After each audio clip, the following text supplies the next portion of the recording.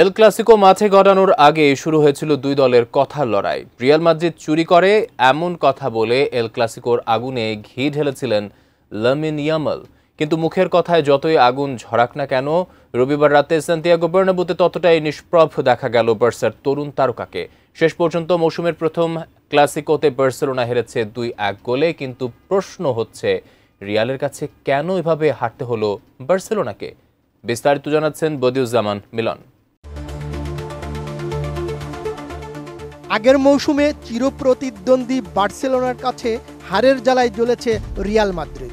রবিবার লা লিগায় ফের মুখোমুখি হয়ে সেই জ্বালা কিছুটা হলেও জুড়ালো এমবাপ্পে ভিনি জুনিয়ররা। রিয়ালের বিপক্ষে নামার আগে বার্সা শিবিরের ছিল অস্বস্তি। Raphinha, Lewandowski, Dani Olmo, Ferran Torres, গাভির মতো ফুটবলাররা ইনজুরিতে। রাফিনহা এই ম্যাচে খেলেননি। তাছাড়া আগের ম্যাচেই জিরোনার বিপক্ষে লাল কার্ড দেখেছিলেন বার্সা কোচ হ্যান্সি ফ্লিক। এল ক্লাসিকোতে রিজার্ভ বেঞ্চেও বসতে পারেননি। সবকিছুর প্রভাব তো মাঠে পড়েছে।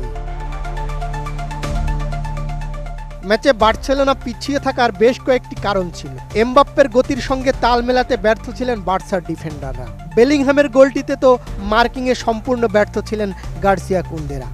এমনকি মিডফিল্ডে কন্ট্রোল ছিল না বার্সার। ম্যাচে ইয়ামালকে নিয়ে প্রচুর হাইপ,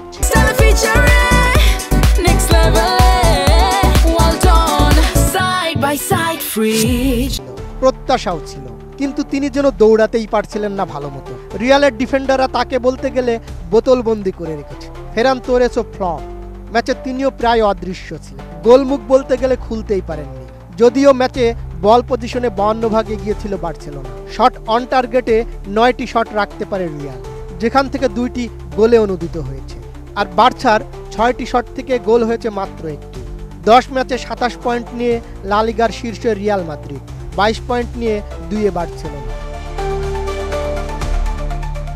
এল ক্লাসিকোর এই ম্যাচে রিয়াল মাদ্রিদ প্রমাণ করেছে জয়ের জন্য কথার লড়াই নয়, প্রয়োজন মাঠের লড়াইয়ে শতভাগ প্রস্তুতি। বার্সেলোনার শতকরা 52 ভাগ বল দখলও কাজে আসেনি। তাদের ফিনিশিংয়ে ছিল চরম দুর্বলতা। ইয়ামাল, তোরেস, রাশফোর্ডদের মতো তারকারা ছিলেন নিষ্প্রভ। তাছাড়া ইনজুরি, নিষেধাজ্ঞার ধাক্কা সামলাতে না পারাই বার্সার হারের মূল কারণ।